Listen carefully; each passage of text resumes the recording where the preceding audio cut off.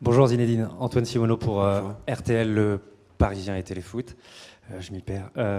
Vous résidez et vous travaillez à Madrid, mais vous êtes avant tout un citoyen français. Vous avez toujours montré un fort attachement à la France. Je me permets de vous poser la question parce qu'en 2002, vous aviez été très clair sur le sujet. Pour les Français, vous êtes quand même une référence, un modèle. Qu'est-ce que vous pensez de la présence du Front National au deuxième tour de l'élection présidentielle? Est-ce que vous avez, en tant que Français, un message à faire passer aux compatriotes? Je sais pas. C'est toujours le même. C'est toujours le même, celui de 2002. En fait, je suis loin de toutes ces idées-là, de ce Front National. Donc voilà. Donc éviter au maximum ça. Dans l'actualité du jour encore, Zinedine Zidane qui a dit qu'il fallait éviter le Front National. Comment réagissez-vous? Bah écoutez, c'est son avis. Qu'est-ce que je vous dise, il peut donner des conseils en foot, il est assez bon, faut bien le dire, mais en politique, c'est pas une certitude. Hein. Vous avez Vous me direz, avec ce qu'il gagne, je comprends qu'il vote Macron en même temps.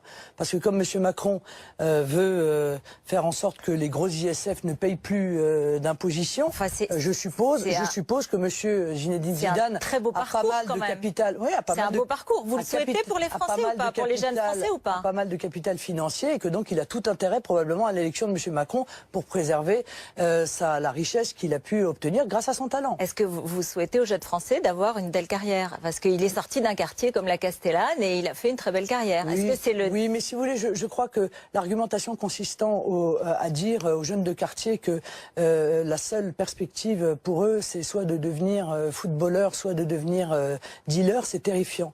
Les jeunes Français d'origine étrangère qui sont dans les quartiers, ils veulent être ingénieurs, boulangers, ils veulent que leurs enfants aillent dans des écoles qui soient des écoles qui leur apprennent et qui leur donnent les savoirs fondamentaux pour pouvoir faire leur carrière. Ils veulent pouvoir acheter un appartement ou une petite maison pour pouvoir se constituer un capital. Ils veulent vivre en sécurité. Ils veulent que la voiture qu'ils ont achetée avec leur salaire, et ils ont eu du mal à l'acheter, ne soit pas brûlée par des voyous. Voilà.